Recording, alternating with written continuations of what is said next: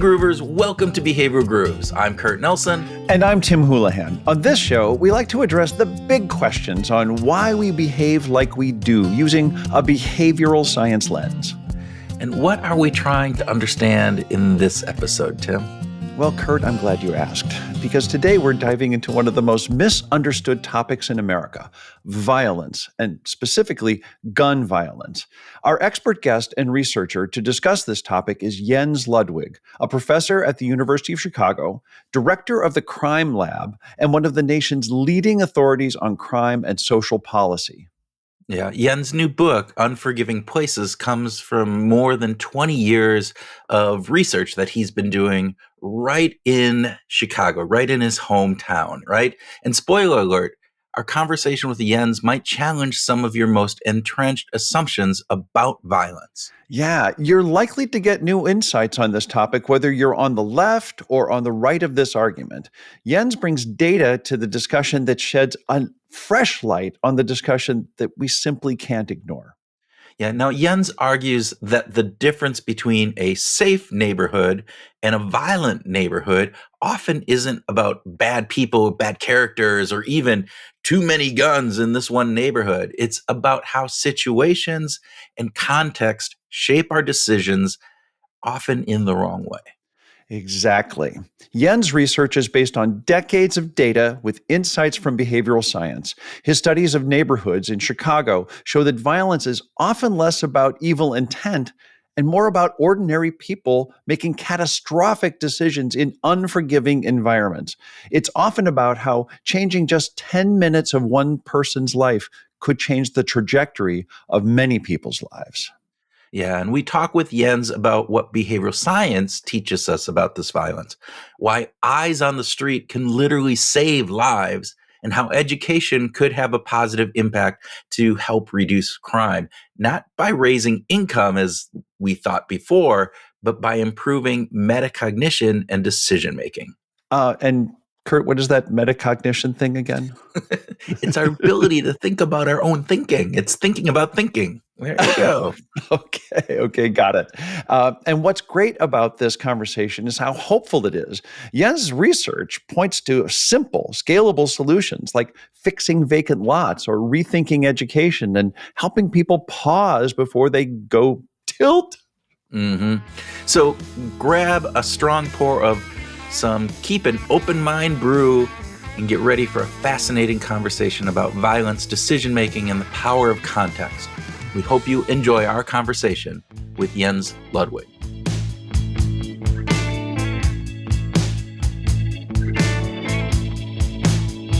Jens Ludwig, welcome to Behavioral Grooves. Thanks so much for having me on. It's really a delight to be here.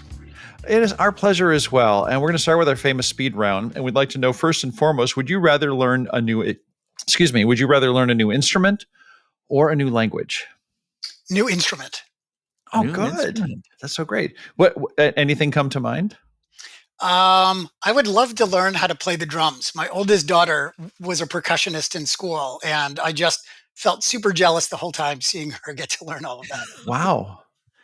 My 15-year-old is taking drum lessons right now, and Is it noisy? Is it noisy around your house? Man, some days I can, I'm up on the second level and the drums are in the basement. It doesn't matter. You can still hear them. It's fun. But yeah. So, all right, Jens.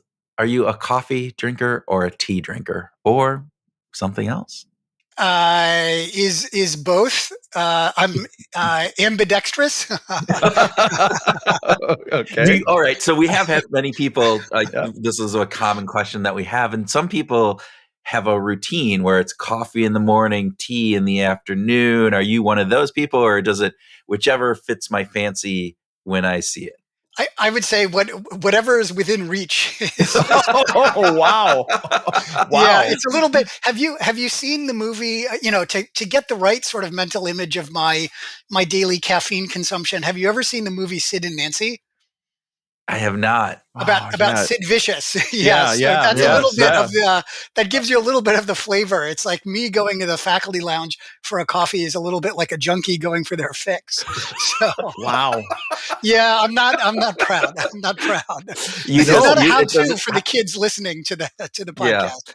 And So a great musical illusion right there. Yeah, Thank you that's for right. that. That's right. Well so done. so I'm visioning this. If you could actually just get a drip into your veins of caffeine, you might go with that with the Sid and Nancy. Yeah, sadly. Sadly. Okay. Back to me. Sorry about that. Already. Okay, so basically, true or false? Crime is pretty much committed by just really bad people. False. We're going to Great. talk about that. We're going to talk I am about Okay. that. very, very sure we're going to talk about that. Counterintuitively, so false. Yeah. Counterintuitively, I love that part. Yeah. And this is again a true or false question for you. Has a very maybe not quite as clean of an answer on this, but is violent crime largely a result of just having lots of guns around? True or false from your perspective? It is true, but not the whole story. Yes, that's what we're going to talk So about. I would say like true, but not the whole truth would be one way to say it. Yeah. Okay. It's not the court of law. It's the whole truth and nothing but the truth. It is just part of the truth. Okay. Yeah. Okay, we're talking to Jens about Unforgiving Places, your new book, and maybe we should just start there because let's start with how you got into this and how long you've been studying this, because this isn't a passing fancy. This is not something you just decided to pick up, a couple years ago. You've been at this for a long time. Give us a little hint into your journey before we actually get into talking about your results. Yeah. So I went to college in sort of a medium-sized city in New Jersey called New Brunswick. It's in the middle of the state between 1986 and 1990. And for anyone who knows anything about crime, the dominant thing that was happening with crime in the late 80s in the United States was crack cocaine was sweeping over cities all across the country, causing a huge rise in gun violence everywhere. And I was a volunteer soccer coach for the New Brunswick Recreation Department, where our team would field as many kids as could fit into my Ford Escort. So you don't have to be a soccer expert to realize 11 kids don't fit in a Ford Escort. So our one loss record was not very good. But I would go, neighborhood to neighborhood to pick kids up and then drop them off after the games. And so that was my first real exposure to seeing what the problem of gun violence looks like up close in neighborhoods where moms are trying to raise their kids. And I was an economics major in college. So I was really interested in, data and analytical thinking and how that could be used to solve problems. And I was like, this feels like a much more important problem to be thinking about than how to make an extra 1 or 2 percentage points on a stock trade kind of thing. And I go to graduate school. I work at Georgetown for 12 years. I come to the University of Chicago in the fall of 2007. And that fall, there's a doctoral student named Amadou Sis who defended his doctoral dissertation and then 2 weeks later gets shot and killed coming home at 1:30 in the morning from an ice cream social. His apartment was not very far from my office here at the University of Chicago. This led to a lot of soul searching at the university, like, we've won more Nobel Prizes than any other university in the world, and yet we're not having impact literally in our own backyard. What could we be doing more of? This was on the heels of a National Academy of Sciences report that reviewed all the evidence about what we know about how to prevent gun violence in America, and the conclusion was nothing that would be useful for policymakers. So my suggestion was that is the sort of problem that a great urban research university like the University of Chicago should try and solve. Let's start a research center that works with the government as a sort of R&D partner to figure out what's going on with this problem and what can we do about it. That turned into the University of Chicago Crime Lab. And the book in many ways summarizes the lessons from doing that for the last nearly 20 years. Fantastic. And again, it is a super well-researched book. But I want to go back to the speed round questions that we had, right? So the first one was crime is pretty much committed by really bad people, which you said at emphatic no. And then the other part was that is crime just largely a result of having lots of guns around, which you gave a more of a nuanced response to. Can you expand on both of those? Because I think your book does a really nice job of laying out, there are these kind of myths that we hold that this violent crime is caused by a couple things, and you kind of lay that bare. Let me maybe start off with the gun question first. Perfect. I think if you look at the conversation about gun violence in America, it really is overwhelmingly dominated by debates about gun control. And I think there are a lot of people who conclude that, we're a country of 400 million guns and 330 million people. We have very different gun laws from most other rich industrialized countries around the world. We have way more murders per capita than most rich industrialized, by a lot, than any other rich industrialized country. And almost all of the difference in murder rates between America and Europe, Japan, and so on, almost all of that difference in murder rates is driven by more murders with guns here. And so it's very understandable that people look at this and say it is all about guns. Yeah. And, there is a sense in which that's very true, in that there's good research that shows that when you have more guns around, on net, the murder rate goes up. That need not have been the case conceptually, because I would just point out, like, the thing that makes guns so terrible from a crime perspective is they're very easily concealed and they're very lethal. The same thing that makes them so damaging from a crime perspective makes them very useful in a self-defense perspective. And so, like, small, frail, old people are now able to defend themselves against much bigger attackers and more numerous attackers and whatever. So it's an empirical question, not an ideological question. And so it turns out that the data, so I say that because when I say more guns lead to more murders, I'm not making a personal political statement. I am making a factual statement from the data and the evidence. Okay. So now the caveat, right? So more guns lead to more murders, but there is still an enormous amount of variability in murder rates and violence rates among places that have similar levels of gun ownership. So, for instance, if you look at Switzerland and Canada, they have very similar rates of gun ownership, but Canada has a murder rate that's multiple times what you see in Switzerland. Or closer to home, I'm here in my office at the University of Chicago in the Hyde Park neighborhood on the south side. And if I just walk about a mile south of where I am, there are two neighborhoods, South Shore and Greater Grand Crossing, right across the street from each other, Dorchester Avenue. They have exactly the same gun laws because there are two neighborhoods in the same city. And yet one has a murder rate that's twice as high as the other. Greater Grand Crossing has far more murders than South Shore. And so what that tells you is that guns matter, but there's a lot more that matters on top of that. And so the way that I have come to think about it is in a very kind of simple, but I think useful heuristic about what's going on is gun violence equals guns plus violence. That is, guns are part of the story, but so is the willingness of people to use these readily available guns to hurt one another.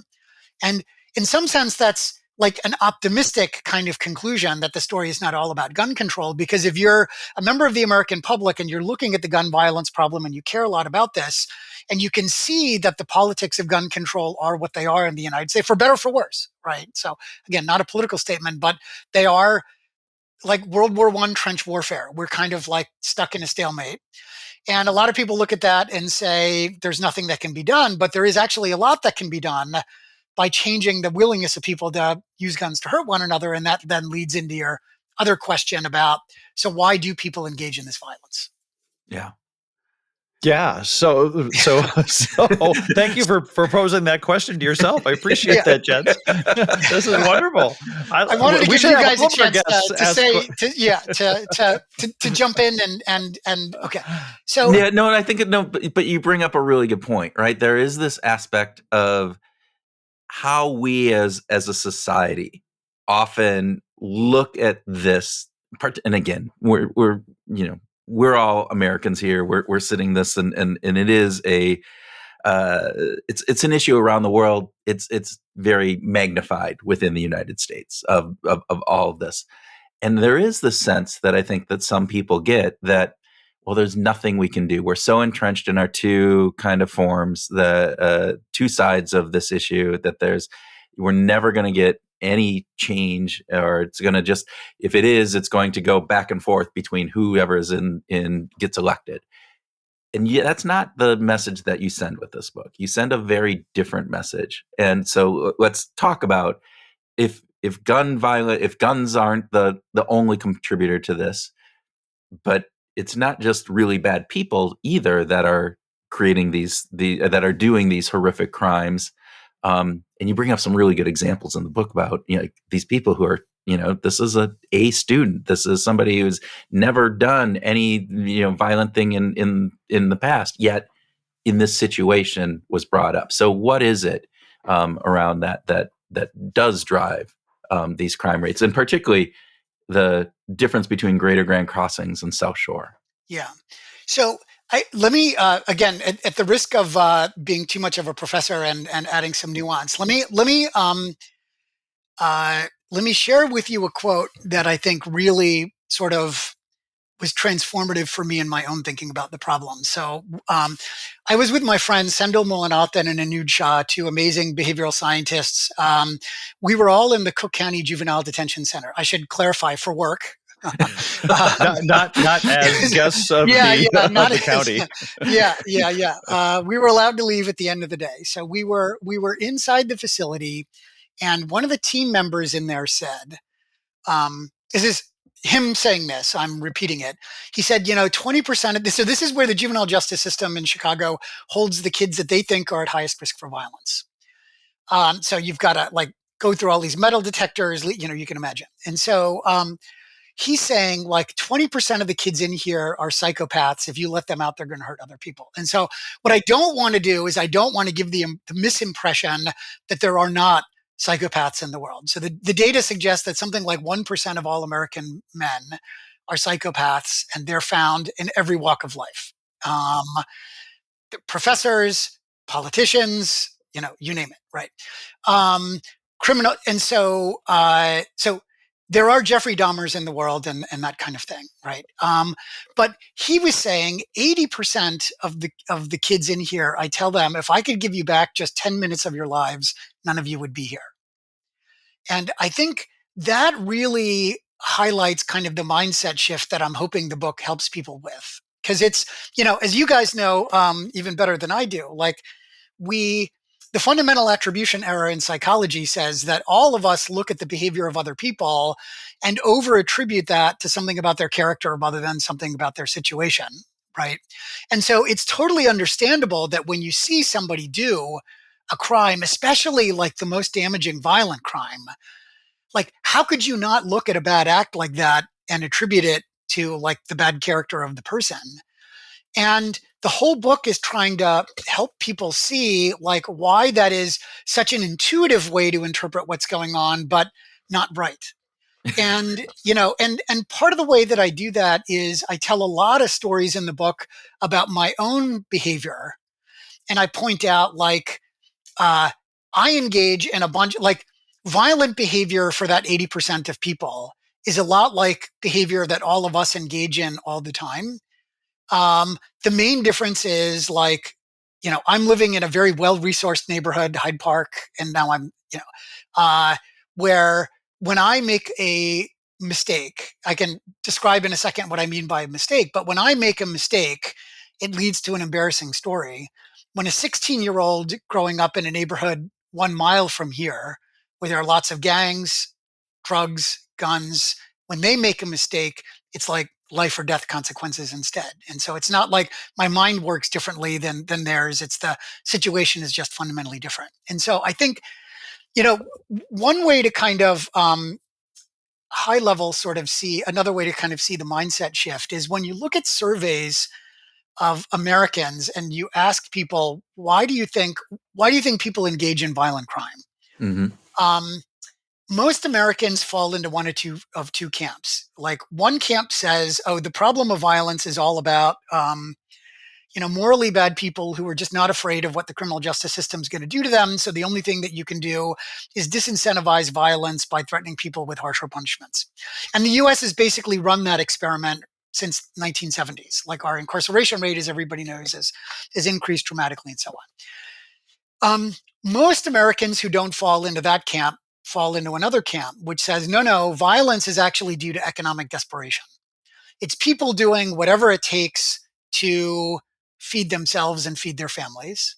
And so the only way to prevent violence is to disincentivize it by making the alternatives to crime lucrative enough so people don't choose crime. And I think the interesting thing, given how hyperpolarized we are as a country, one of the interesting things about this is like the left and the right implicitly agree or implicitly share the view that before anybody pulls a trigger, they're doing a kind of Gary Becker rational economic benefit cost calculation about the pros and the cons before they pull the trigger. And another way to sort of make sense of the 10-minute comment that the juvenile detention center staff member is saying is like, that is not what people are doing. No. Right. And behavioral science, I was not trained as a behavioral scientist, I should say. Like, I think there are some people who are like, I've got this behavioral science hammer and everything looks like a nail to me.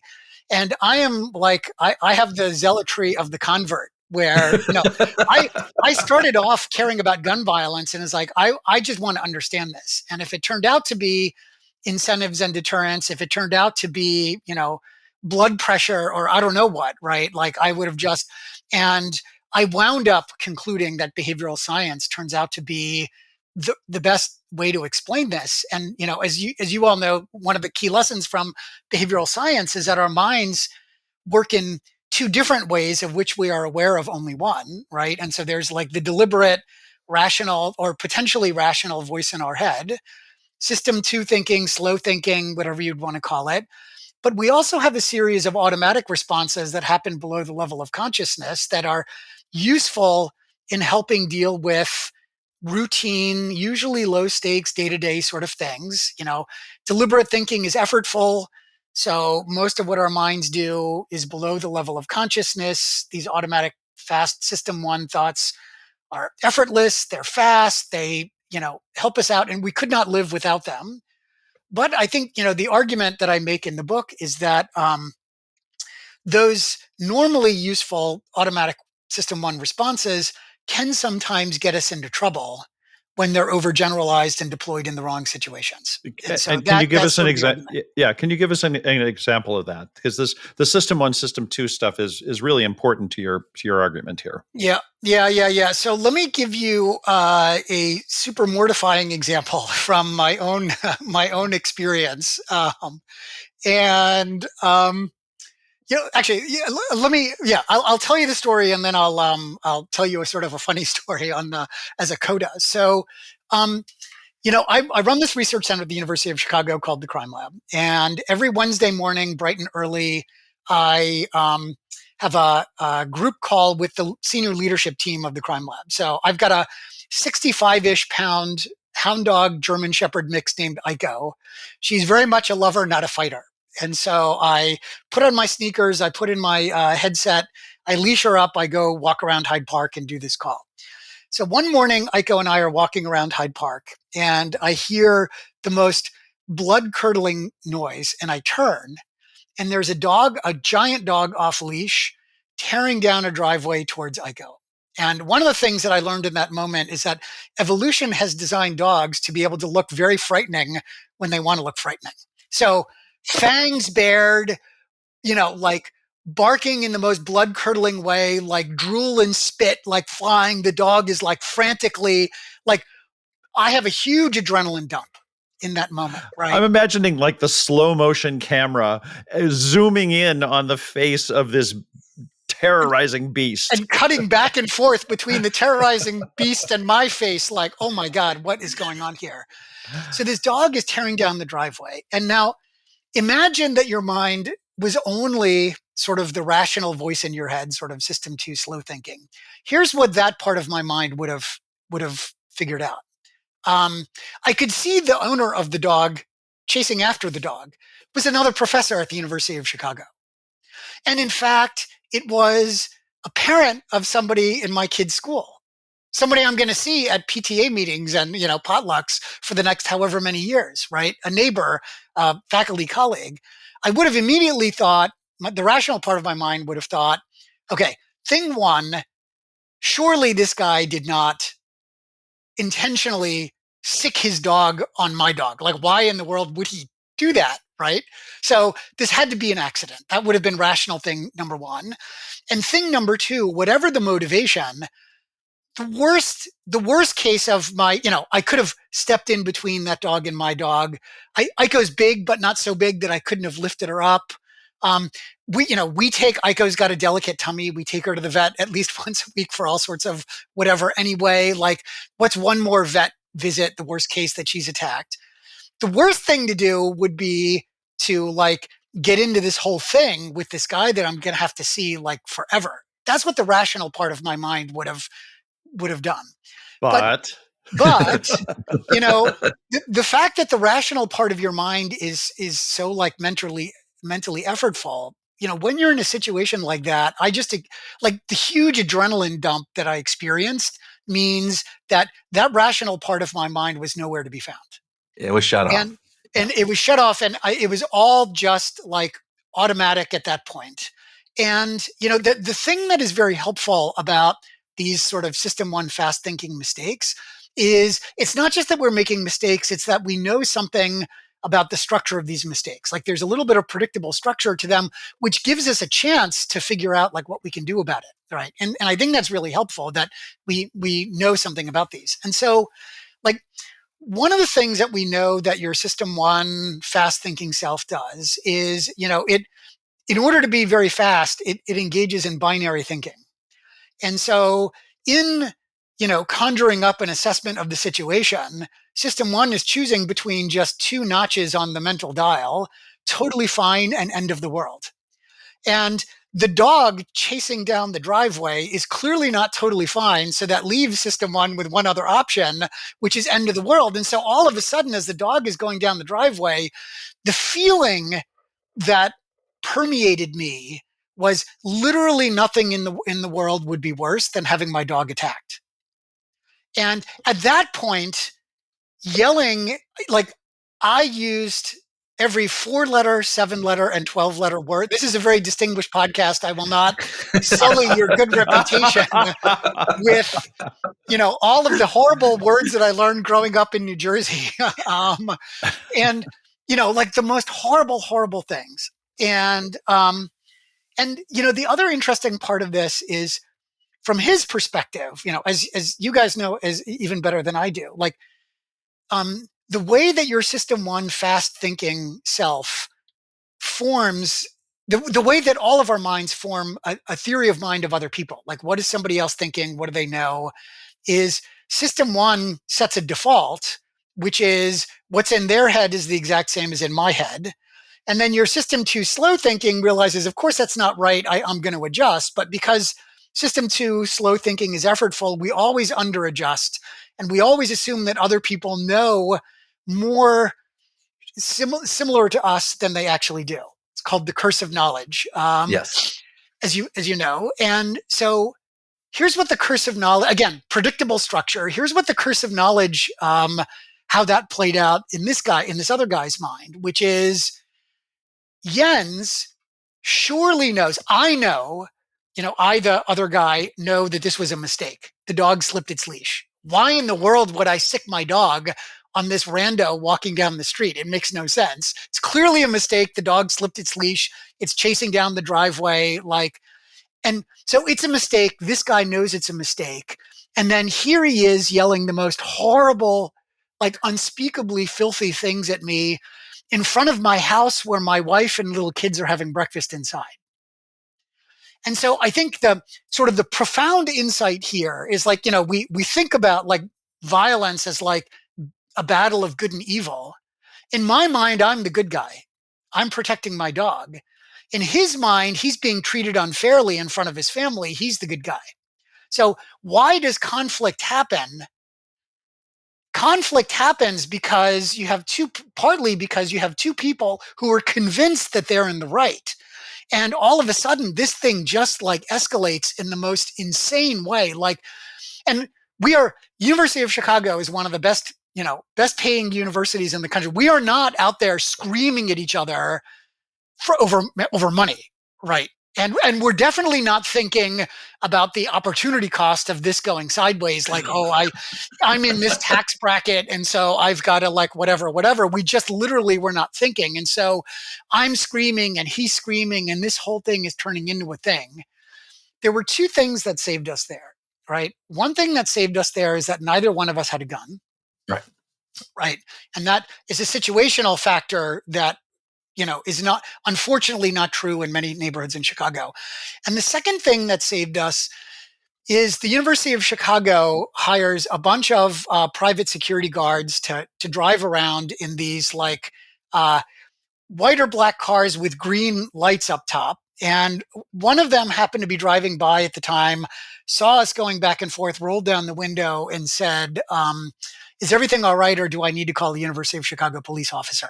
And that broke it up. And that is another really important sort of neighborhood resource. Jane Jacobs, 60 years ago in her wonderful book, The Death and Life of Great American Cities, was talking about the huge importance of eyes upon the street, the presence of neighborhood adults who could step in and help de-escalate conflict before it escalates. I was lucky that there was this eye upon the street because the Hyde Park is such a well-resourced neighborhood. And if I go in, 1 mile in any direction here on the south side of Chicago, there are lots of neighborhoods where the people growing up there aren't as lucky to have as many eyes upon the street and as well-resourced. And so, that's an example of the system one cognition getting both this other guy and I to act in ways in which clearly 10 minutes later, we were like, oh my God, what were you doing? Yeah. The environment sort of de-escalating it. And the funny, maybe coda that I would just add to this is I was talking to Richard Thaler about the book here at Chicago, and he said, oh my God, I think you're a hothead. And I was like, oh, am I really a hothead? Is there something, is this like a mirror? I've been, a mirror held up to me where I don't know myself the way that I think. And so, I was talking to this, not long after that, I was having lunch with a really distinguished philanthropist here in Chicago, really, really rich guy, very influential in the city, one of the pillars of society kind of thing. And I'd sent him a copy of the book, and we were talking about, my dog experience. And he said, oh yeah, that happened to me once recently too. And I was like, what did you do when this other dog attacked yours? And just very cheerfully, he was describing the weather. He said, oh, I just picked up the other dog and body slammed it. and I was like, oh, I am much more. I think You're the not a lesson is hothead. I think I am much more in the middle of the distribution, and Thaler must just be in the nice tail of the distribution. So I think it's Thaler who's the nice outlier rather than me being rather than you being the hothead. Yeah, that's my conclusion here. Hey Groovers, we want to take a moment away from our conversation to thank you for listening to Behavioral Grooves. If you enjoy the conversations we're having and want to help us keep the groove going, here are a few simple ways that you can support the show. First off, subscribing to our Substack is a great way to stay connected with us between episodes. The weekly newsletter provides you with cool insights that are beyond the episodes, and they get delivered straight to your inbox. And if you haven't already, leaving a review or a rating of the podcast on a platform like Apple or Spotify or YouTube helps other curious minds discover us. And there's two great things about that. One, it gives us a boost, and two, it costs nothing. And it only takes a second, but it makes a huge difference for us. Plus, we love hearing from you, so don't be shy. Leave us a review or give us a quick thumbs up. We're coming up on 500 episodes, and we're doing this because we love the conversations we have with our guests. Yeah, we also want to do it because we love bringing you insightful, behavior-changing content every week, and we hope that some of those insights will help you find your groove. I love that. And we've had Richard on the show, and so next time we get him, I'm going to have to ask him about if he's on that far side.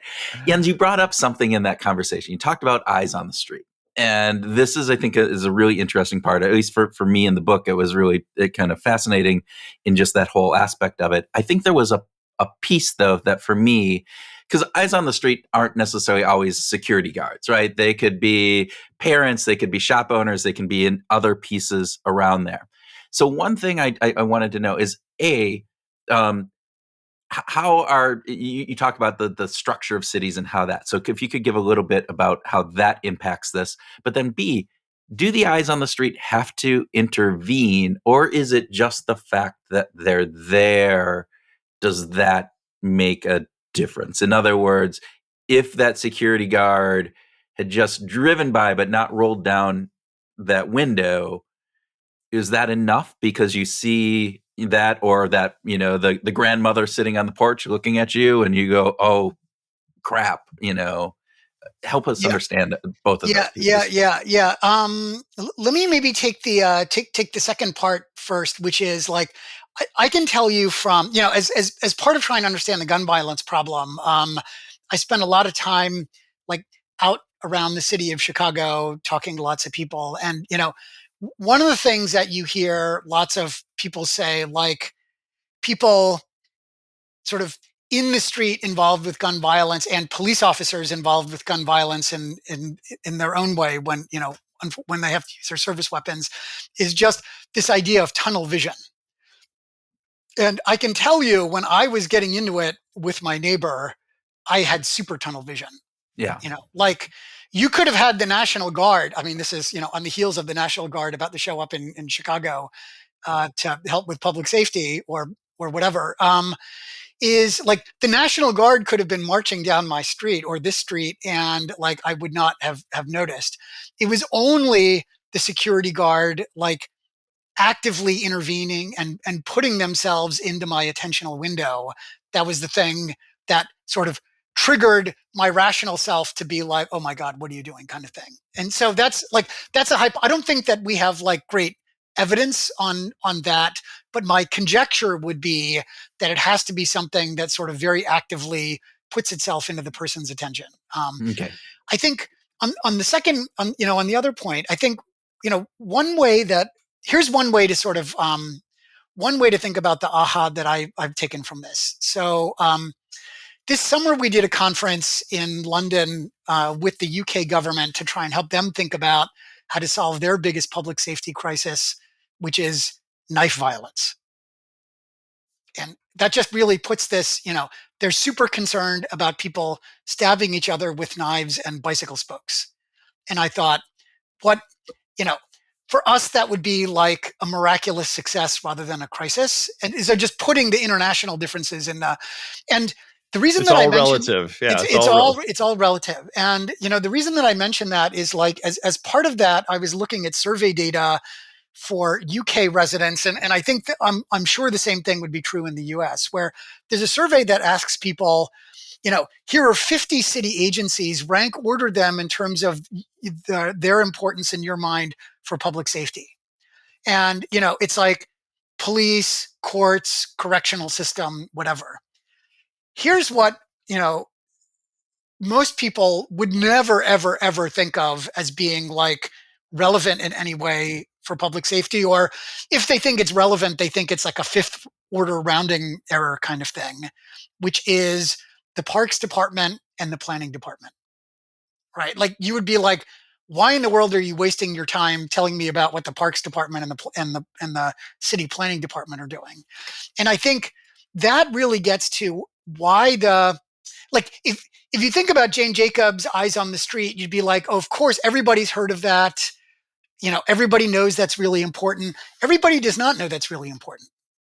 Because when you ask the public what they think is really important, they don't think about like changing the physical environment and the social environment of neighborhoods, right? When they're actually pushing their government to do things. And here's the way in which that's sort of so important is how we design our cities and communities really shapes the degree to which there are people out in public or not out in public.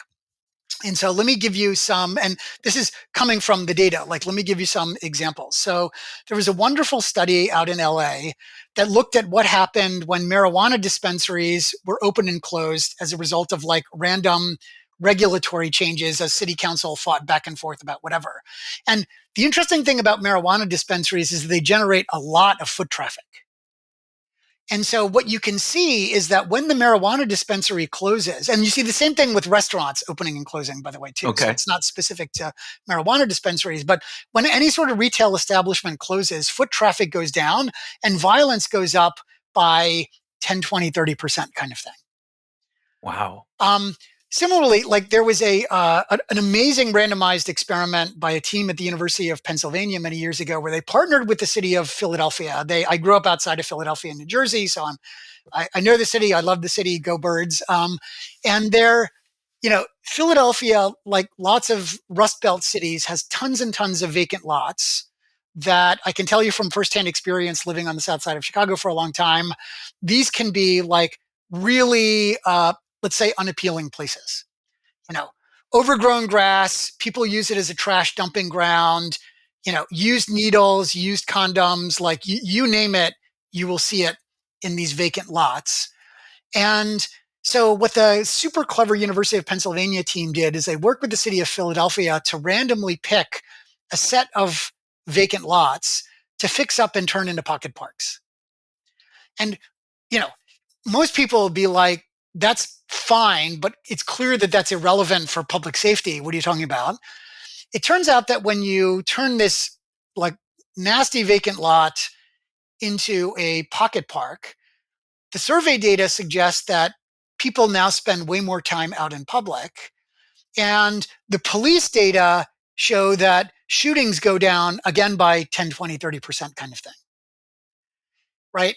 And so just think about that. It's like these two changes, like, do you have stores or not? Do you have lots of vacant lots or not, or nice pocket parks, seem totally irrelevant from the public's perspective. Think about the problem. But these are really big changes, and these are not expensive changes to the neighborhood. And the reason that this is so important, I think, is like, we've had several mayors of Chicago in a row now say publicly some version of, we are never going to solve the gun violence problem in Chicago until we solve the poverty problem and the segregation problem and the social isolation problem.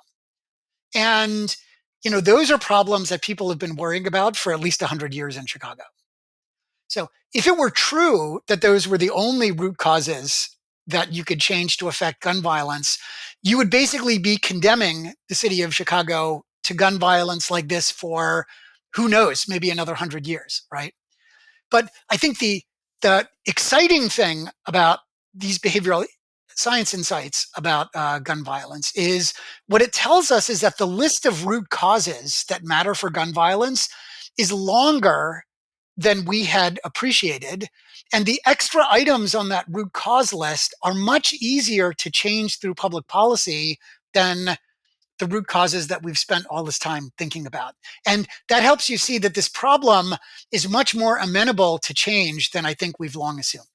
Yeah. So with what you just said, and this was a thought that I had when I was reading the book, there's been a lot of talk about broken windows theory, and it's gotten lambasted mostly, I think, in relation to how police have been responding to that in the way that is. But what you just said reminds me a bit of broken window, like that you are going to the environment around you indicates a perception or a societal kind of okayness with different pieces and different aspects. And am I wrong in that assessment? No. Thank you for raising that. So if you go back to like the intellectual origins of the broken windows idea, as I'm sure you guys know, it comes from a wonderful study that Philip Zimbardo did. Yeah. Where he put, he left a car in an abandoned car on the streets of the Bronx, which back in the 70s or 60s, whenever he did it, was a very different sort of place than now, and then on the streets of Palo Alto. And as he describes it, like in the Bronx, the car was just stripped in an hour. And in Palo Alto, it was just sitting there unmolested for several days. And then Zimbardo breaks a window, and all of a sudden, within an hour, that's right. So that's the intellectual genesis of the idea of broken windows, which, I was talking to a cop about broken windows, like a guy who had been like a very senior police leader in a big department in the US. And he was like, um, uh, we, the policing community, inadvertently kind of besmirched the idea of broken windows by implementing broken windows as zero tolerance policing. Right. And so, like, the way that police have wound up responding to the idea of broken windows is like, let's arrest everybody for every minor thing. You are jaywalking, you are sitting on your front stoop with a beer rather than, saying like, please don't jaywalk, please don't drink on your stoop. It's like you're going in kind of thing. And we can see that, I've done research, others have done research that says like those low level misdemeanor arrests are not very public safety enhancing. But we need not confuse, or we shouldn't confuse, zero tolerance policing with the basic idea of like broken windows solving, where like a different way to solve broken windows is literally fix the broken windows. Right. And, that it sounds a little ridiculously simple. And yet, I think that's a lesson that I think is easy to get lost in the sort of very heated kind of political environment that we're in right now. Kurt and I talk about the Robbers Cave model that studied done in Oklahoma in the 1950s a lot, and we think it's really fascinating. You reference it in the book with regard to gun violence. Can you tell us what is sort of what the important corollary is in having in the way that you've looked at it? Yeah. Let me see. Let me I think one of the let me see if I'm getting at the angle that you have in mind, which is like, so let me not presume a lot of knowledge. Sorry, this is a little bit. Yep. This is the part that you can This edit is and clean perfect. up. Let me not presume a lot of knowledge of the Robbers Cave experiment on the part of your audience, although many might know about the Robbers Cave study. So it's this like genius study. One of my I have a long list of favorite studies in psychology and behavioral science. Whenever you guys have a 10-hour episode, I'll come back on and we can talk. But A marathon on a Robbers marathon Cave. episode. Yeah, Yes. yeah. So the Robbers Cave study is this insanely clever study where the researchers so it's Robbers Cave State Park, I think in Oklahoma, right? Yep. And they bring a homogenous sample of like white Protestant middle school-ish boys to Robbers Cave State Park. And then they randomly assign them into two groups and they give them different names. It was like the Rattlers and the something. I don't know if you guys remember what the other. The Eagles, I The think. Eagles, the Yeah. Rattlers and the Eagles. Thank you. Yes. And, the I think there are two interesting things about the study. I think one is like before they have the two groups ever interact. When you only know that it's your group, they ask the kids about the other kids in their group, and they're like, "Oh, these people are a big pain in the butt, and this kid snores, and this kid's messy, and that kid's just irritating, and whatever." Right? Like the irritants of living with other people. Normal And middle-aged boy complaints. There you go. yeah, and then they bring the two groups together and have them start to interact, and all of a sudden, the Rattlers are like, these Eagles are horrible people. Like they cheat, they lie, they're just like terrible, and the Eagles are like, these Rattlers are horrible people. Like they're clearly like morally deficient, and and the And thing by the way, that's at this point, the only difference is the names of the groups that they've been given. yeah, exactly, Yeah. exactly. And and I think that what that really, I think, speaks to is how susceptible our minds are and what a natural tendency our minds have to shift into in-group, out-group thinking, right? And, that is such you can see how for a slow, flightless, hairless, basically defenseless species, cooperation and the ability to have your group and all of that stuff was very helpful for humans over the long arc of evolution. But you can also see all of the downside challenges then that come with that sort of in-group, out-group tendency here. And I think the data show very clearly that most shootings in the United States are not premeditated, they're not economically motivated, and so on. There are arguments that go sideways and escalate, and someone's got a gun at, just like my dog story. But I think that happening against a context in which everybody's family and friends is so quick to think in terms of in-group, out-group, really, I think, contributes to sort of fueling this, right? Because it's not so in Chicago is tied with LA for having the biggest gang scene. And so in a world in which every block is its own clique or set or whatever, when somebody in some, other neighborhood does something to somebody on my neighborhood, I don't think that person made a mistake in a 10-minute window. I think I always knew that those guys on that other block were as horrible as they've just demonstrated themselves to be. And surely that does not help with, mitigation of retaliation and follow on. So yeah, it's those damn rattlers, though. it's those damn. Yeah, I was gonna say those damn eagles, but well, potato, you're on the wrong side, and but that is you say duck, I say rabbit, exactly. Another really good reference to the duck rabbit image of our face here. There we go. Yeah, I think it's really fascinating as you talked about just all of these elements that we have around how we think this is, and as you said, that list of drivers of violence and different pieces is much longer than we give it kind of notice to, and then as such, we can actually impact it. Before we got on and started talking, we were conversing before, and one of the things that you brought up was this idea of education, and this idea of the role that education could play in this story, and particularly a little bit about metacognition. Can you talk a little bit about that? Yeah.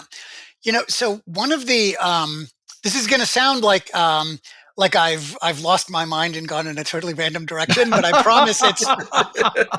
I mean, it's possible I've lost it. People who lose their mind are the last ones to know. So it's possible that I'm. We'll tell you later. Yeah. Okay. My hypothesis is that I've not lost my mind, and this is going to be relevant. So I was listening to a podcast interview with Nate Silver a couple months ago, and he was, I'm not into poker. He was very into poker. And he was talking about, one of the key ways in which people get much better at poker is they learn, poker players have a saying called going on tilt. I don't know if either of you guys are poker players, but you're playing, you're counting your cards, you're sort of thinking about the optimal betting strategy. It's a very sort of cerebral game, apparently. And sometimes when people are playing poker, their emotion gets the better of them. They just get pissed off. Someone does something, it pisses them off, and then they just start playing emotionally rather than rationally, intellectually. And the term that poker players have is you go on tilt. It's after a pinball machine. If you smack it, it gives you an on tilt error message, right?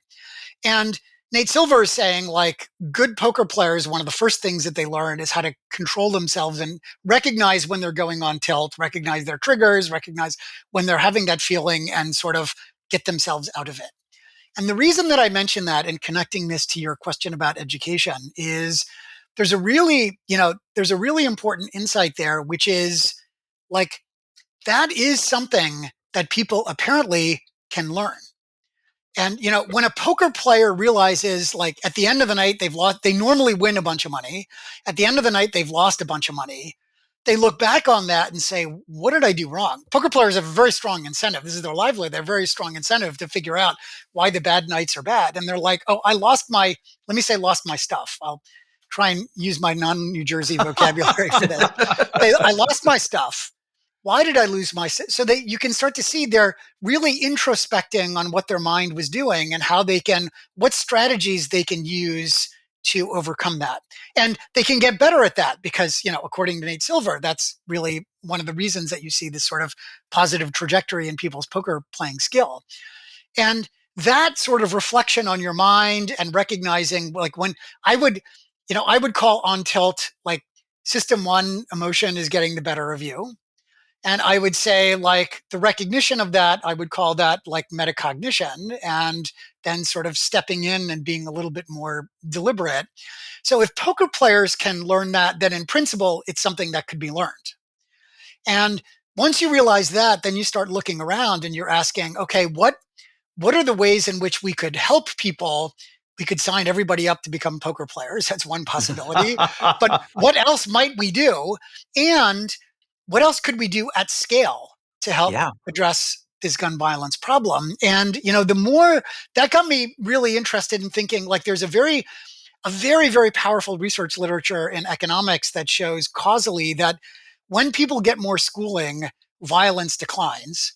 And that relationship is not, like, I think historically most people thought, oh, it's obvious why that happens, because education increases your earnings. And once you've got more money, you're less likely to be involved, you less need to be involved in crime and so on. But, giving people more money does reduce their risk of property crime, but it does not change their risk of violent crime.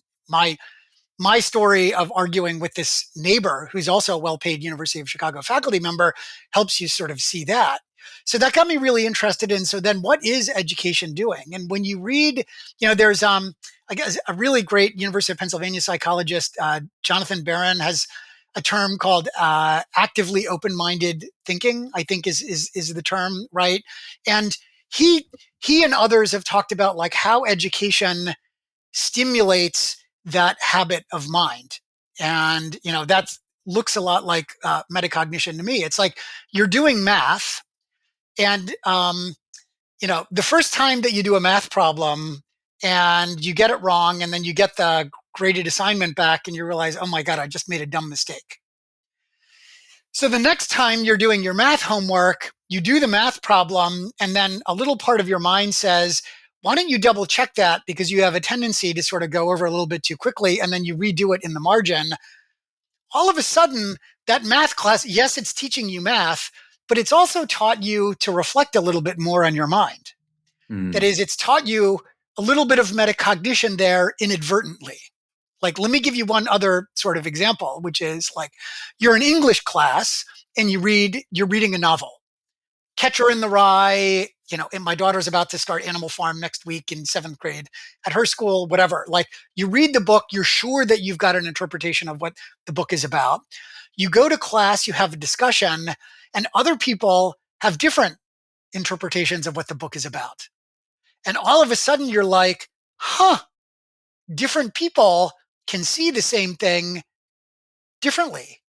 There are different interpretations of, like, an objective thing. How do I know that my interpretation is right and theirs is wrong? Or could mine be?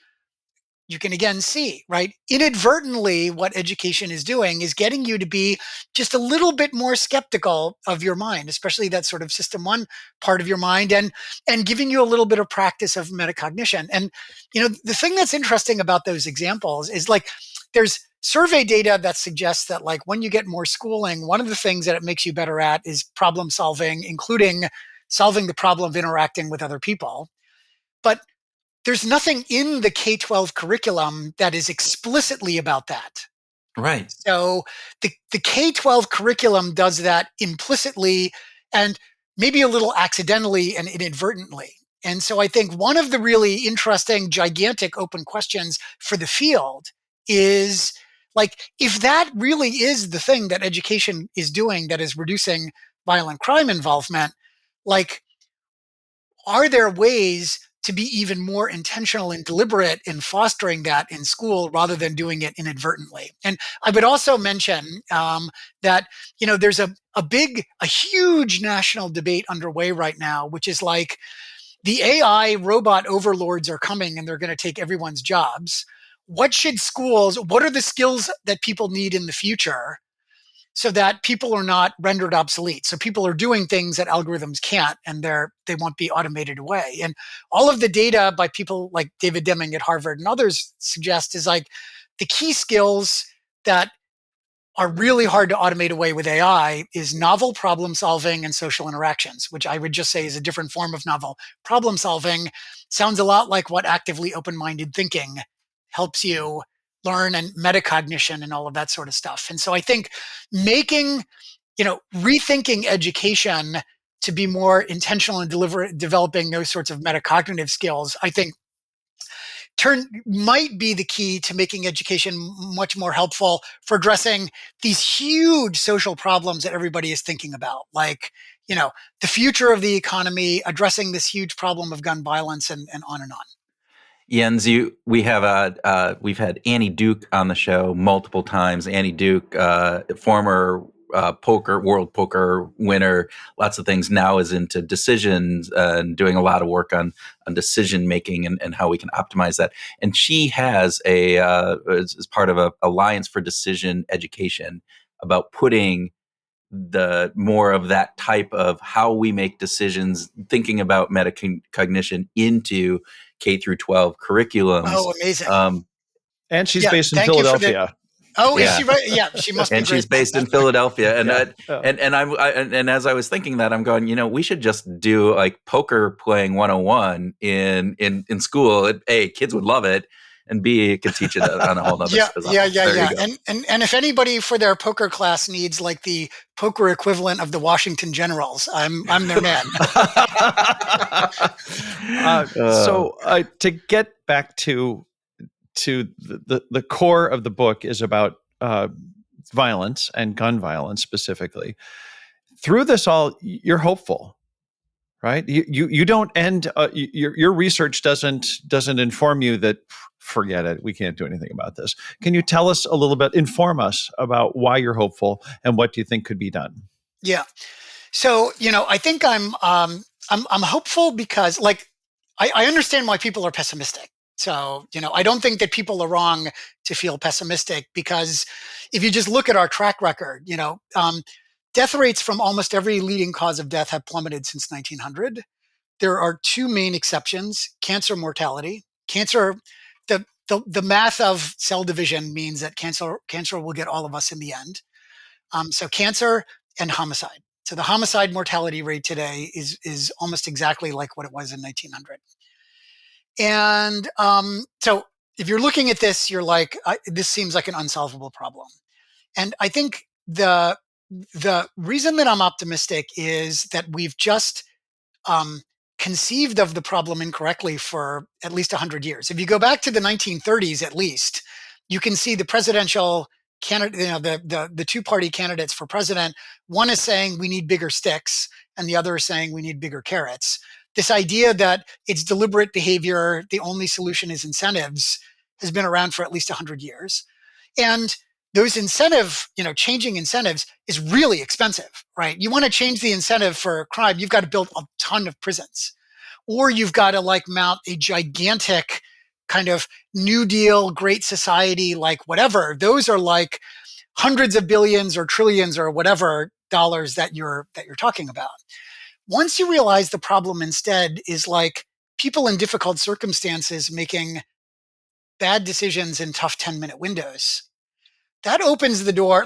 It's much easier to help people avoid decisions that they will regret in 10 minutes than to change the fundamental incentives that their rational selves are really responding to. And that, things like zoning, there's a big abundance debate underway in the United States. Let's start that in the neighborhoods that are most racked by gun violence. Let's make it easier to build stores and restaurants and whatever in the poorest, most violent neighborhoods, rather than on the north side of Chicago that's already got plenty of whatever, right? Let's prioritize changing the physical environment in the neighborhoods that are most racked by gun violence. It doesn't take a lot of money to clean up a abandoned park, and the data tell us that matters a lot. We talked about the role of education in playing a big role here. And we've also been working on social programs that essentially also use these behavioral insights to help people learn how to go off tilt. And we've done this in basically zero cost ways in places like the Juvenile Detention Center. This is why Sendel and Anuj and I were in the Juvenile Detention Center in Chicago. Is there was a several year period where they had trained their detention guards to deliver these sorts of social programs that help people learn to not go on tilt. And we evaluated it like a randomized control trial. You see a 20% reduction in recidivism among the kids who are at highest risk for violence involvement. Like, you've got the adults already, you've got the facility, you've got the kids. The marginal cost is like a week of training and mimeographing the program booklets. A 20% reduction in recidivism at zero cost is a really good benefit cost ratio. Now, give me 5 things like that reduce violence by 20% and cost nothing, and I think we're really talking. And so I think we're like, the doors are open now to doing a bunch of very pragmatic, and none of these also push the same sort of political hot buttons that the incentive policies change, right? Because it's like, you can see why there's a big political fight over the optimal level of incarceration. You can see why there's a big political fight over the optimal amount of like resource redistribution. Set aside what your own politics are about this. Like, you can step back and see like this is going to be a hot button thing in America, but like, should we fix up vacant parks? Should we make education more metacognitive? Should we have kids in juvenile detention do behavioral science programming instead of watch TV? It has zero marginal cost. These are not political hot button things. They don't cost much money. They're not. So I'm very, very optimistic, and I'm hoping that the book helps shift people in a more sort of socially constructive direction. Kurt, do you have anything else before I get to dive into music? You're itching, I know. So we've been doing this for 8 years, Jens. So, you're tilting. So yeah, I guess I'm an easy read. Jens, if you were on a desert island for a year and you had a listening device, which you could bring some music on, but you could only bring 2 musical artists with you, which 2 would you bring? Yeah, perfect. So let me give the explanation for the answer before I. First of all, I have to say, perfect is a great way to start that answer. I love that. I'm so glad that you said 2 is the key thing. Is because one of the being a parent has been like by a bazillion percent like the most amazing experience of my life, and I've got my youngest daughter is 12 right now. She's a 7th grader. And one of the most fun things for me has been for her to teach me about her music and for me to teach her about my music. And so it's like just, you realize one day it's like, oh, your kids have like these amazing personalities and just this kind of the richness of the relationship. And so the 2 artists that I would bring would be one that she taught me and one that I either taught her or brainwashed her into, is like, she has made me one of the world's biggest Chappell Rowan fans. Okay. So Chappell Rowan would be one of, I watched the video of Chappell Rowan at Lollapalooza last year. And I was just like, this is just like the greatest thing ever. And then earlier this summer for Memorial Day weekend, I convinced my daughter to go with me to see AC/DC at Soldier Field. Oh my gosh. And now like on her iPad, she's got like a whole heavy metal playlist. And so so AC/DC and Chappell Rowan, that would be like, the 2 picks that I would have and why. That's fascinating. So my 15-year-old, again, fairly big Chappell Rowan fan. I don't, probably not to that level, but definitely is on their playlist. But I have also convinced them to have AC/DC. Oh, excellent. although their pick on, and I've gotten them like we do this thing in the car, like, all right, which lead singer is this? And they've gotten to the point of, and why am I drawing a blank on The two. Bon Scott and Brian Johnson. Thank you, Bon Scott and Brian Johnson. I'm a little And embarrassed that I knew that so quickly. well, That was very good. I Yes. should know that. I do this test with my child. It's like, is this Bon Scott or is this Brian? And they're 99% right most of the time. That's hilarious. I will start administering that quiz to my daughter, and I'll report back. There you go. Thanks. As far as I'm concerned, it's pretty much just about the guitarist. It's just about. Oh my gosh. Certainly Angus, the guitarist at AC/DC thinks it's all about the guitarist. Yes. We had like a half-hour guitar solo, and my daughter turned to me at some point and said, "Is this ever going to end?" I was like, "I don't know." I'm glad. I guess you brought up Sid Vicious earlier, and I'm glad you didn't say Sex Pistols. But I guess since Sid's dead, it kind of wouldn't be so great to do the Sex Pistols, and it wouldn't be so great to take your daughter to a Sex Pistols show. No, that's exactly. You've seen some of the videos of like Sex Pistol concerts back in the day. I was like, Brutal I wouldn't want stuff. to. Yeah. I mean, it really is saying something that like an AC/DC concert would be super wholesome by comparison. Well, they're all grandparents now. Yeah. No, I know. Or maybe great grandparents. I don't know. Yeah.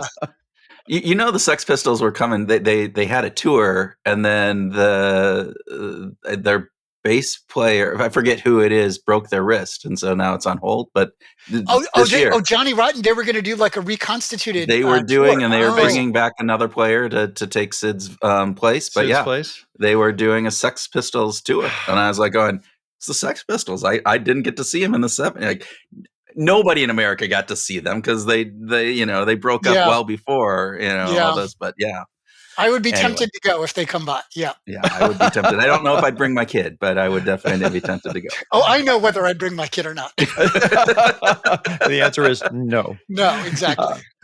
Jens, thanks so much for being a guest on Behavioral Grooves today. We've thoroughly enjoyed this. Thank you guys so much for having me on. It was really super fun. I hope to come back again someday.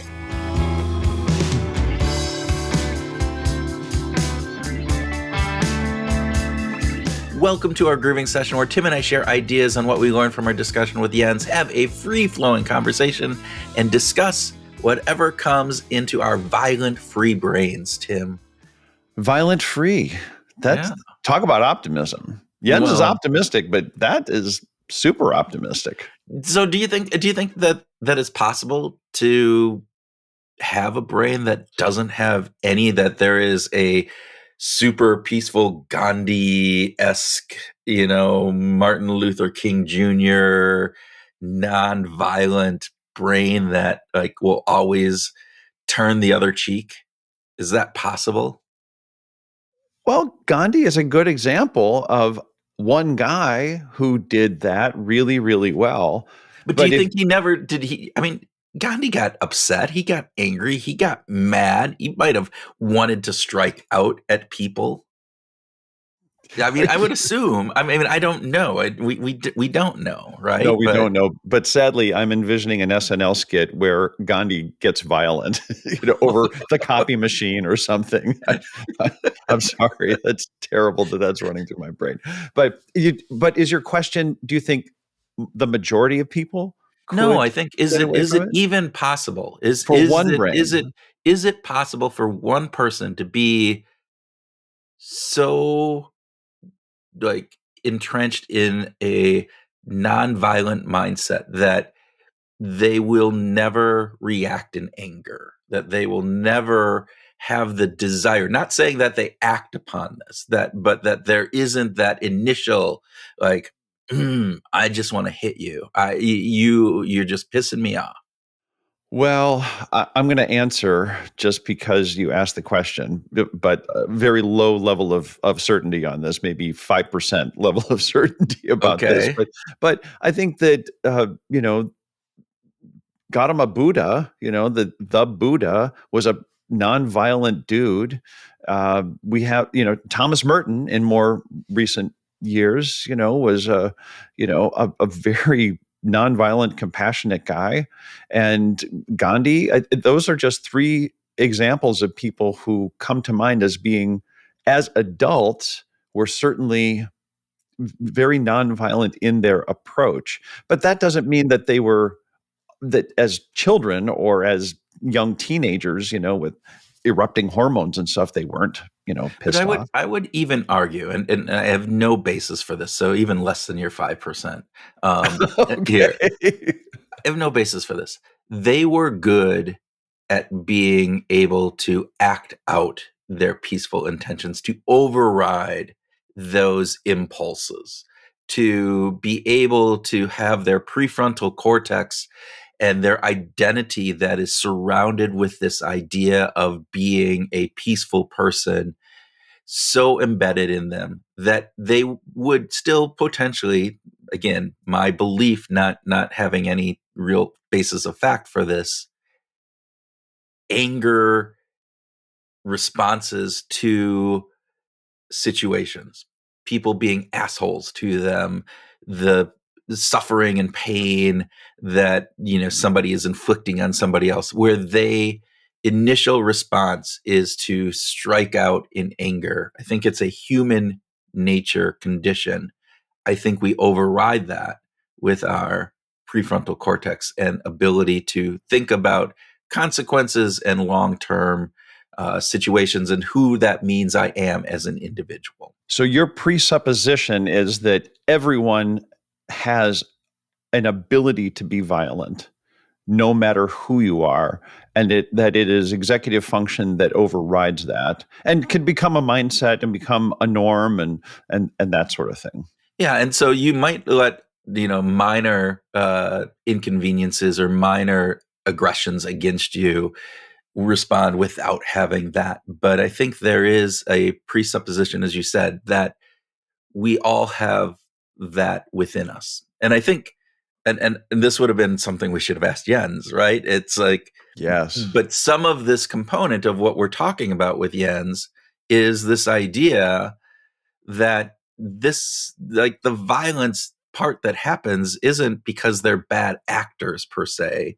It is most of the time they are normal, everyday people, getting A's in school, being really good, people, but are put in situations where they don't have the environment surrounding them. They don't have the training or background to be able to have their prefrontal cortex kick in, and this idea of like, let's turn the other cheek or let's walk away from this, as opposed to confronting it and letting that anger ensue.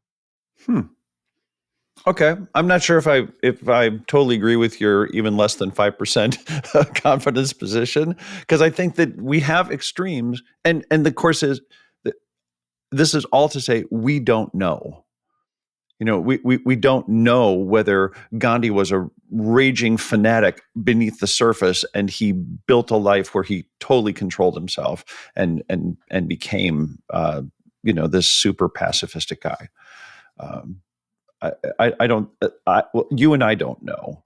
It's Right. possible that somebody might know, but we don't know. But it does get to keeping us on different planes. A lot of what generates these violent interactions is that there's two people who think that they're both right. Yeah, they're two people in a situation that is highly emotional, Mm-hmm. that there have been some triggers. Again, thinking of just Jens's own experience in, the dog coming Yeah, out and attacking his dog, right? There is a it's a situation, fantastic story. Yeah. and then the response is one that is not negative. And again, I think Jens would probably consider himself a nonviolent person, but in situations like that, you're not thinking rationally like you would want to. And I think everybody could be put into a situation like that, where the circumstances are, where again, right, it's hot out. Okay, we know that hot temperatures increase violent crime by what, 5% or so, Oh, right? or more. Right. Yeah, or more. um he's tired. He didn't have a good sleep. He might have just had an argument with his wife before getting, Yep. and didn't have enough time to have breakfast as he's taking his dog out. I mean, none of this stuff is what he said, right? But these are all other things that lend itself into our emotions overriding our rational sense. Yeah, and context matters, right? These are all these contextual things that get under our skin that are especially hard for us to see, but even more difficult for others to see. This is the when I notice when I get cut off on the freeway, right? How many times have I brought this up? But I have to No, think that it's like who this is knows like what that other I think driver we got to is thinking. rename our podcast when Tim gets cut off on the freeway because it's brought up like every episode for the past 10. I think we just need to rebrand God, ourselves. I need new examples, but this is it's so clear to me because it happens so often that I have to stop I have to stop myself from going, that guy's just an asshole, Yeah. and say, I don't know what's going on. Was that driver completely disassociated? Were they on their phone? Were they not paying attention? Did they have a bad morning? Did they not get breakfast? What were the factors that led them to being in that particular disposition? Are they on their way to the hospital to see their child who just was in an accident? Yeah. I don't know. I don't know what the circumstances are. But you're talking about context, and I think context is a really key piece here. And we know context matters. Behavioral economics is all about emotions and context, right? I Yes, mean, it if is, yes. it wouldn't be a field if that wasn't there. Yeah. It's this idea that, look, we know stockbrokers make Wall Street trades where you go, this is going to be Oh, the yeah. most rational thing I can think of. No, they are like a sunny day. You're going to be more likely to have the stock market go up than on a cloudy, gloomy day, right? There's simple little things. Doctors prescribing different like medicines. Again, you would hope that the doctor isn't being swayed by the weather outside or the way that something is presented. They're looking at the rational facts, but we know that's not the case. Why would we assume that violent crime has anything else but this emotional and context Exactly. component that is put in it, right? Exactly. That's And that's it. Yeah. and here's another piece, and I'm sorry, I'm getting I get worked up over this, but and this was something that Jens talked about and really goes into in the book. Um, is this idea that there's these contextual, the environmental pieces that we talked about. There's the emotion that comes, but there's also this learned response that people have. And Jens didn't even have this learned response when he got angry at the dog owner. But for people who are raised in communities or in contexts where if I let a small aggression go against me, I become the target for further and more aggression. And so I learn very quickly that I need to either respond in kind or even like instigate this so that it doesn't happen to me. And when you learn that, that becomes part of how you view the world. Your worldview is now shaped by that context within which you were raised. Now, again, can you overcome that? Can you be a Gandhi and go, oh, yep, hang on, I need to stop this and I need to think this? Yes. But that isn't, as you said, fish in water, do they realize they're swimming in water, right? I mean, it's the context all around us. It's this whole piece that we have, No right? matter what kind of environment you grow up in. So it might be an environment that, as you said, is all about any minor infraction becomes something that you have to stand up to. Or it could be an environment where you argue with everything. I mean, I know people who grew up in families where all they do is argue. Like there's always someone, and it's not just, hey, have you thought about this? They just argue all the time. And just as much as the learned environment could be, just be passive, just let it go. Just, those are all learned things. Those aren't just native genetic DNA kinds of things that if we're not in the environment of arguing or being passive and we grew up in a different environment, it's like, how could you do that? How could you be that person? How could you just let that roll off your back like water off a duck? That's Yeah. crazy.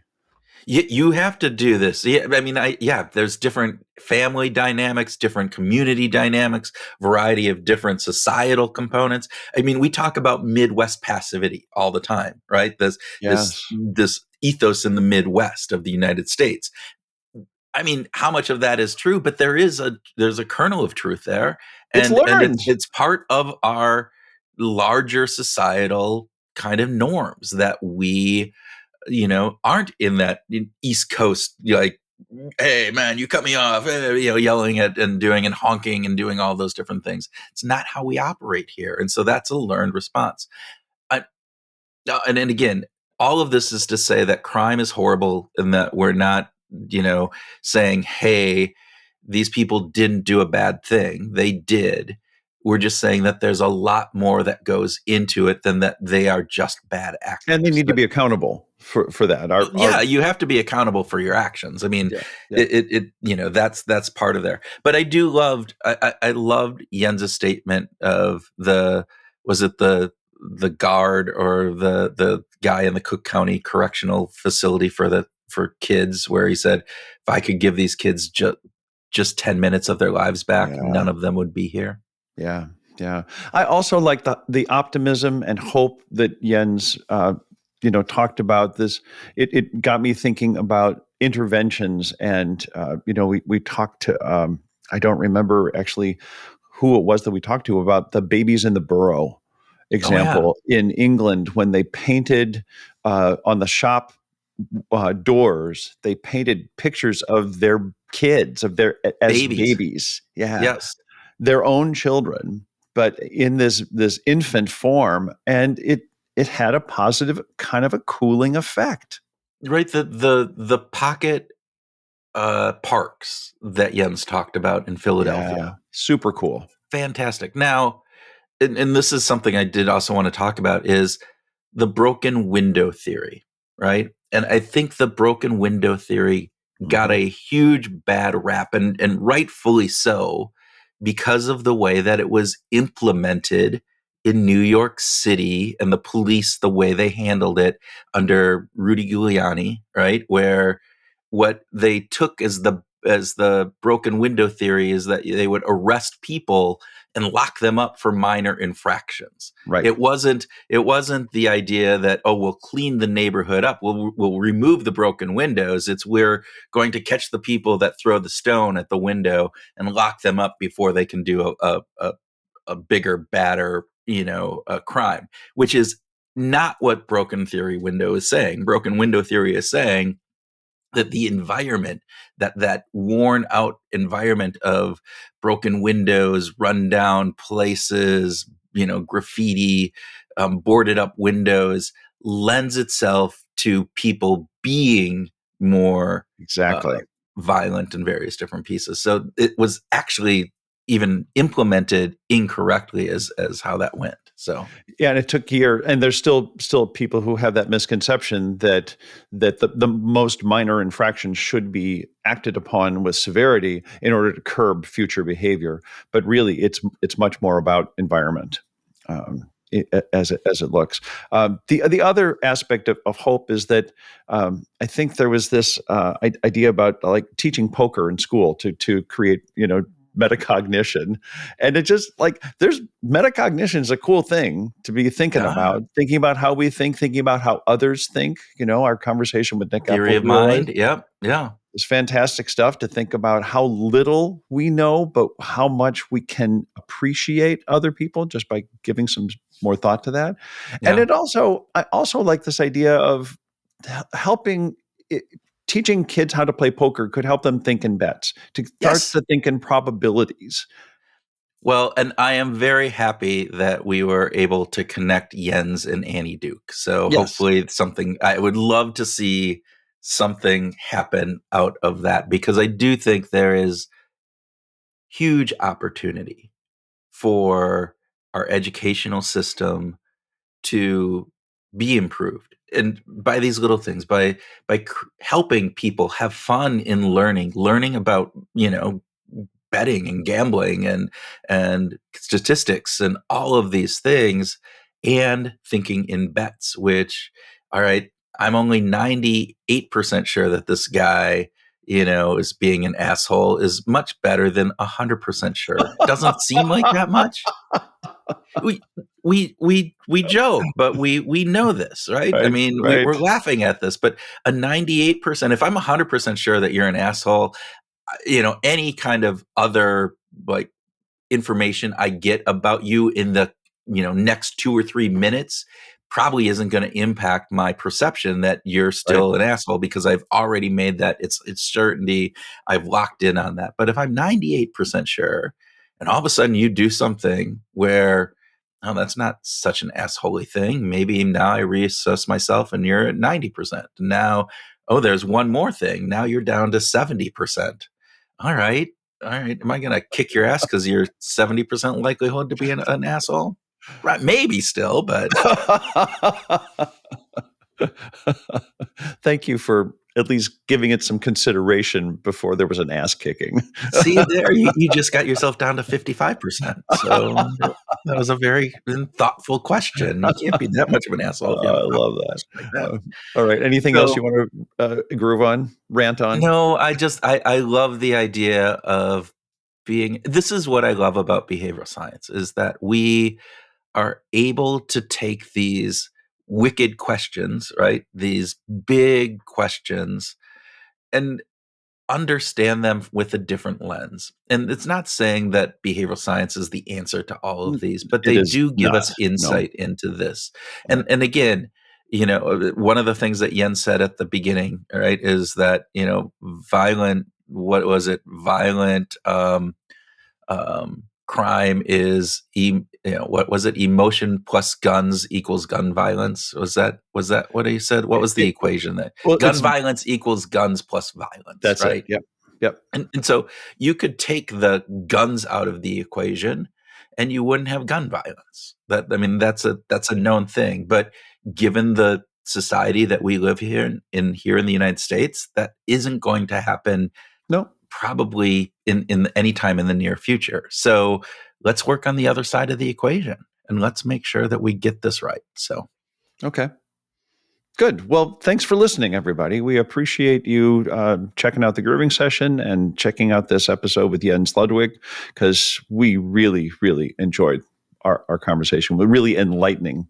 To get an expert to talk about expert research was really pretty yes, great. very much so.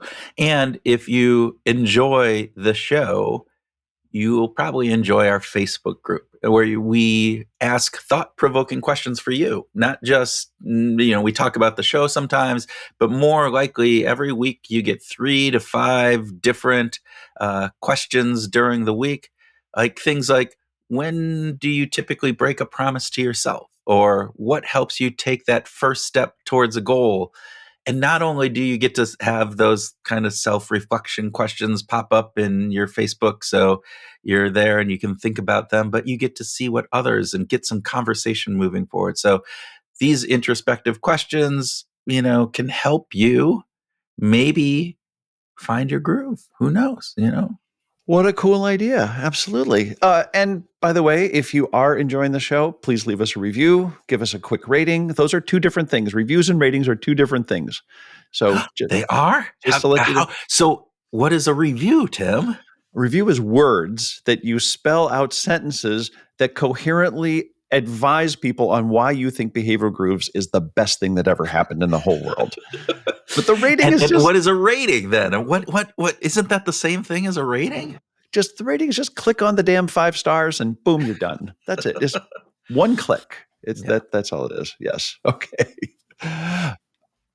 We should also pitch. We've got in the first quarter of 2026, we will have a retrospective series on the work of Robert Cialdini, the founder of the influence paradigm, and we'll be talking about, of course, we'll be talking about the pillars of influence, but also talk about how Robert Cialdini gets to be Robert Cialdini and all of the work that is incredibly revered, not only within the psychological community, but around the world. His stuff is applied literally everywhere. Yeah. The godfather of influence, as they called.